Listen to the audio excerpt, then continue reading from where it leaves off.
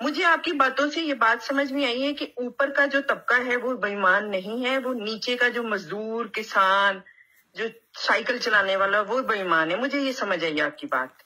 نہیں، میں نے یہ بات کبھی نہیں کہی، نہ یہ کہی جا سکتی ہے. میرے سمجھانے میں شاید غلطی ہے. سادہ طریقے سے سمجھ لیں.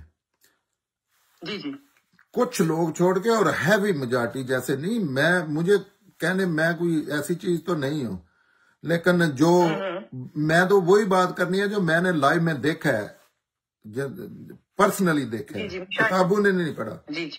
99% پاکستانی جو ہے نا چور ہے، بے ایمان ہے. اس میں سیاستدان بھی ہیں، اس میں بڑے بھی ہیں. اب یہ آپ کیسے کہہ سکتے ہیں جب بڑے اسی کلچر سے آتے ہیں نا؟ ایسے نہیں ہے کہ سیاستدان جو ہے یہ نہیں غریب ہو کے نیچے جا رہا ہوتا. یہ ایک دن غریب تھا، یہ ایک دن سٹرگل کر کے آیا ہے، یہ ایک دن آپ دیکھ لیں.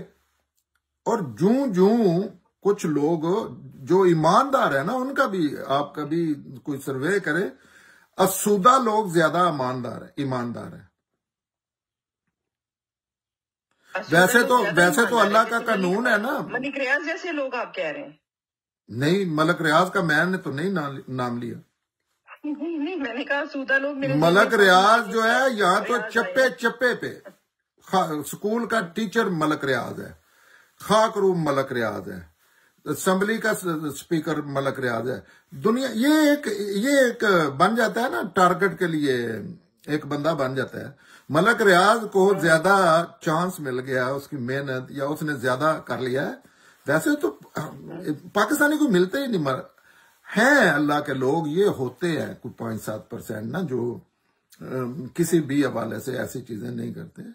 لیکن یہ بھی آپ کو اگر ٹی وی نے مشہور کر دیا ہے نا، اس سے بڑے بڑے ملک ریاض پاکستان میں ہیں.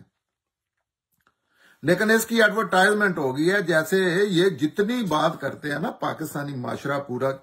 اب آپ اس کو جانتے ہیں کہ پورا پاکستان کہتا ہے سیاستدان چور ہیں.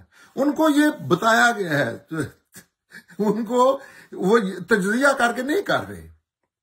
حالانکہ چور جو ہے، اصل چور جو ہے، وہ تو پیسہ لیگلی سارا پاکستان کا کھا جاتے ہیں، ریکارڈ پہ ہے، وہ چھوڑتے نہیں کسی کی چوری کے لیے.